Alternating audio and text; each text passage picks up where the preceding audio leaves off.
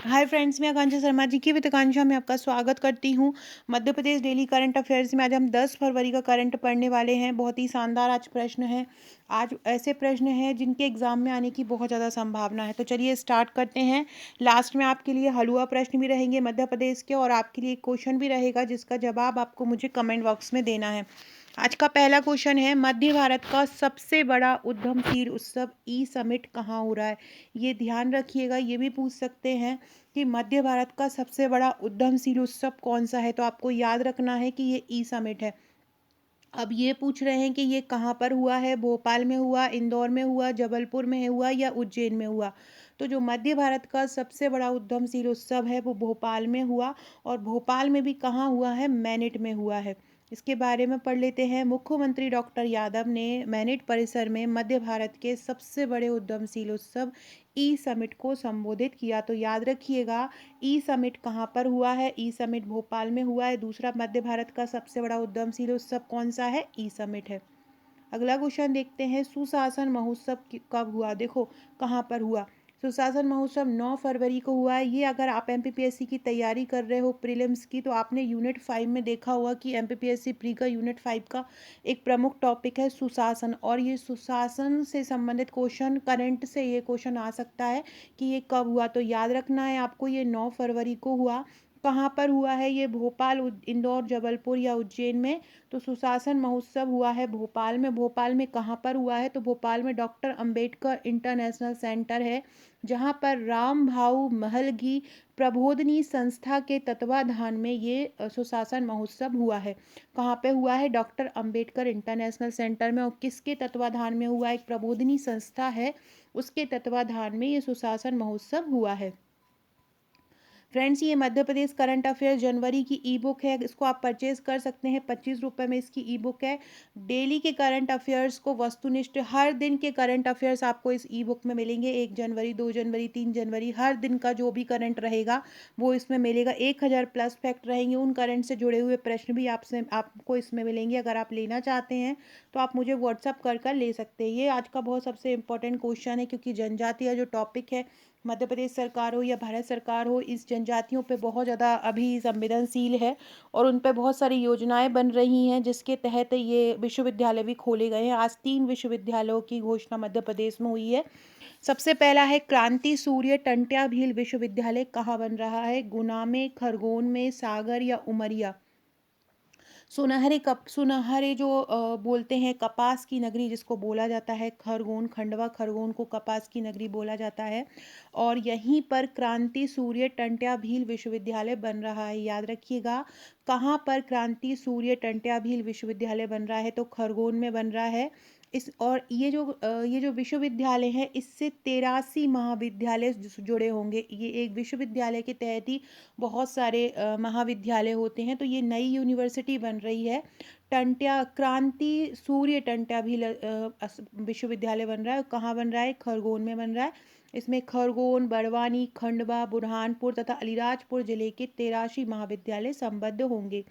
इसके अलावा एक तात्या टोपे विश्वविद्यालय भी बन रहा है गुना में, जो शिवाजी राव अभी तक चलती थी यूनिवर्सिटी, लेकिन अब से वहाँ पे तात्या टोपे विश्वविद्यालय बनेगा। तात्या टोपे पता है आपको, शिवपुरी के हैं, शिवपुरी में उनकी समाधि है। तो वहीं पर ही गुना में तात्या टोपे विश्वविद्यालय बन रहा है। ये आपसे पूछ सकते हैं कि तात्या टोपे विश्वविद्यालय कहाँ बन रहा है, तो तात्या टोपे गुना में बन रहा है। इसके अलावा रानी अवंतीबाई लोधी विश्वविद्यालय कहाँ बन रहा है, रानी अवंतीबाई लोधी विश्वविद्यालय बन रहा है सागर में। इस प्रकार ये 3 विश्वविद्यालयों की घोषणा हुई है। टंट्या भील के नाम से, क्रांतिवीर टंट्या भील के नाम से खरगोन में। तात्या टोपे कहाँ बन रहा है, गुरगुना में बन रहा है।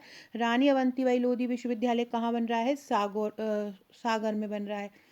खरगोन में क्रांति सूर्य टंट्या भील विश्वविद्यालय की स्थापना हुई। वर्तमान में मध्य प्रदेश में 74 विश्वविद्यालय हैं। ये 3 और जुड़ गए तो कितने हो जाएंगे, 77 विश्वविद्यालय हो जाएंगे। तो ये याद रखिएगा। शिक्षा जो कि अब नए सिलेबस में जुड़ चुका है टॉपिक, तो ये क्वेश्चन उसके लिहाज से भी पूछा जा सकता है। एमपीपीएससी में यूनिट 10 के उससे भी पूछा जा सकता है, करंट के उससे भी पूछा जा सकता है, और एमपी के अलावा किसी दूसरे एग्जाम की तैयारी कर रहे हैं तो उसमें भी ये क्वेश्चन पूछा जा सकता है। फ्रेंड्स, ये मेरे एमपीपीएससी प्रीलिम्स के नोट्स हैं। 12 तारीख से इसकी बुकिंग आरंभ हो जाएगी। नोट्स ऑलमोस्ट प्रिपेयर हो चुके हैं। 12 तारीख से आप इसकी बुकिंग अपनी करवा सकते हैं। बहुत ही शानदार हर एक टॉपिक को कवर किया गया है, जो टॉपिक सिलेबस में है, और बहुत ही ईजी लैंग्वेज में इनको कवर किया है। साथ में इनके साथ हम एक ग्रुप प्रोवाइड कराएंगे, जिसमें आपको मेरे पूरे करंट अफेयर्स की वीडियोस रहती है, उनकी पीडीएफ दी जाएगी, करंट अफेयर्स कराए जाएंगे, ऑब्जेक्टिव क्वेश्चन कराए जाएंगे। तो ये इसमें आपका ये जो पूरा पैकेज है, ये 10 बुकलेट का पैकेज मिलेगा। आप अगर ये पूरी बुकलेट अच्छे से कर लेते हैं, मेरे जो करंट अफेयर्स के जो क्वेश्चन मैं आपको दूंगी, पीडीएफ दूंगी, वो अच्छे से कर लेते हैं, तो आपका प्रीलिम्स 2024 कोई नहीं रोक पाएगा। अगला क्वेश्चन है, मध्य प्रदेश में ग्रामीण उद्यमिता और आर्थिक विकास को समर्थन देने की दिशा में किस वेबसाइट को आरंभ किया है? ग्रामीण सखी, ग्राम्या ई स्टोर, ग्राम जान या ग्राम सभा? किसको आरंभ किया गया है? किस वेबसाइट को आरंभ किया है ग्रामीण उद्यमिता को समर्थन देने के लिए? तो इसके लिए आरंभ हुई है ग्राम्या ई स्टोर। ये भी बहुत इंपॉर्टेंट है। ई गवर्नेंस की दिशा में, ई कॉमर्स की दिशा में ये एक इम्पॉर्टेंट क्वेश्चन है। तो मध्य प्रदेश में ग्रामीण उद्यमिता और आर्थिक विकास को समर्थन देने के लिए किस वेबसाइट को आरंभ किया गया? ग्राम्य ई स्टोर को आरंभ किया गया। जल संसाधन मंत्री हमारे तुलसी सिलावट हैं, उन्होंने बताया है कि ग्रामीण विकास के लिए ये वेबसाइट समर्पित है। इसमें सिलावट ने कहा कि ये ग्रामीण क्षेत्र के लोगों को आर्थिक विकास को बढ़ावा देगी। ग्रामीण उद्यमी जो हैं, जो अपना प्रोडक्ट बनाते हैं ग्रामीण क्षेत्र के, ये इस वेबसाइट पे अपना प्रोडक्ट डाल पाएंगे और इससे उनकी आय भी बढ़ेगी। आजीविका बनाने के लिए सशक्त माध्यम बन सकती है। ग्राम्या के वेबसाइट से ग्रामीण क्षेत्र के उत्पादों को अंतर्राष्ट्रीय बाजार उपलब्ध होगा। फ्रेंड, डिस्क्रिप्शन बॉक्स में आपको मेरे व्हाट्सएप, टेलीग्राम, फेसबुक, ट्विटर की लिंक मिल जाएगी।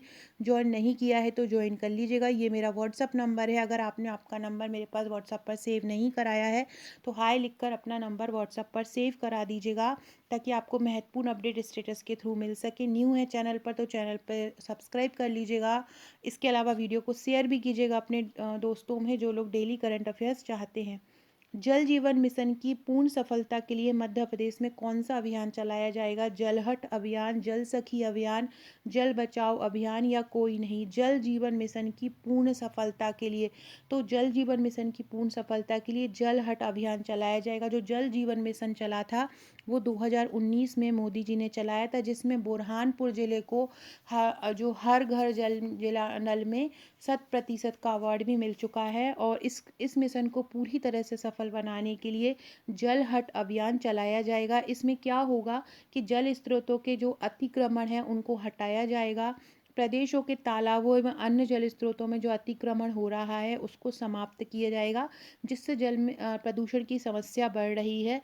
ये सभी चीज़ें इसके अंतर्गत की जाएंगी। अगर बोला जाए मध्य प्रदेश की जो चंदेल एवं गोंडकालीन जल संरक्षण प्रणाली थी, वो पूरे विश्व में प्रसिद्ध थी। ये इंपॉर्टेंट क्वेश्चन है, आज चर्चा में रहा, आज इस पर बात हुई थी, तो ये क्वेश्चन आपको पूछ सकते हैं कि मध्य प्रदेश में किस राजवंश का को जल संरक्षण प्रणाली को जाना जाता है? तो चंदेल एवं गोंडकालीन को जाना जाता है। अगला क्वेश्चन है, 2023 में मध्य प्रदेश से कितने कचरे का प्रसंस्करण किया गया है? 7,000, 8,000, 2,000 या 5,000 टन?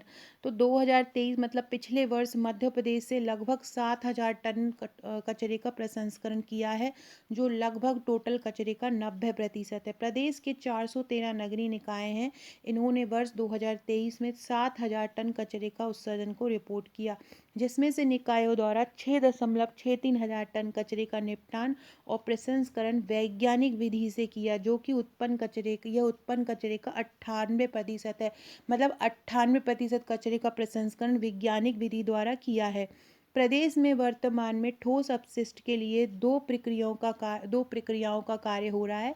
पहली प्रक्रिया है क्लस्टर आधारित, जिसमें केंद्रीय निकाय ने आसपास के निकायों से कचरा हटाया जाता है, और दूसरी उचित विधि द्वारा प्रसंस्करण किया जाता है। प्रदेश में इस पद्धति से 5 क्लस्टर में 60 नगरीय निकायों को शामिल किया गया है। ये क्लस्टर सागर, रीवा, कटनी, जबलपुर और सिंगरौली में हैं। इनमें से सागर, कटनी और सिंगरौली क्लस्टर्स में गीले कचरे से खाद बनाई जा रही है। याद रखना, गीले कचरे से खाद कहाँ कहाँ बनाई जाती है? सागर, कटनी और सिंगरौली में बनाई जाती है। रीवा और जबलपुर में प्रतिदिन संग्रहित होने वाले कचरे से बिजली का निर्माण किया जा रहा है। कहाँ पर बिजली का निर्माण हो रहा है कचरे से?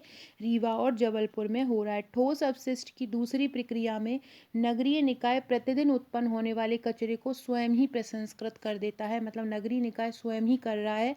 वर्तमान में 401 नगरीय निकायों में से 368 केंद्रीय इकाइयों में गीले कचरे का कंपोस्टिंग विधि से प्रसंस्करण कर खाद को बनाया जा रहा है और साथ ही 360 मटेरियल रिकवरी फैसिलिटी इकाइयां स्थापित की गई। इंदौर में 550 टन प्रतिदिन गीले कचरे का प्रसंस्करण किया जाता है, जिससे बायो सीएनजी का निर्माण भी किया जा रहा है। इसी प्रकार भोपाल में बात किया जाए तो भोपाल में 150 टन प्रतिदिन क्षमता की इकाई भोपाल में भी प्रस्तावित किया है। जबलपुर में 600 टन का जो प्रस्तावित है गीले कचरे से बिजली बनाना।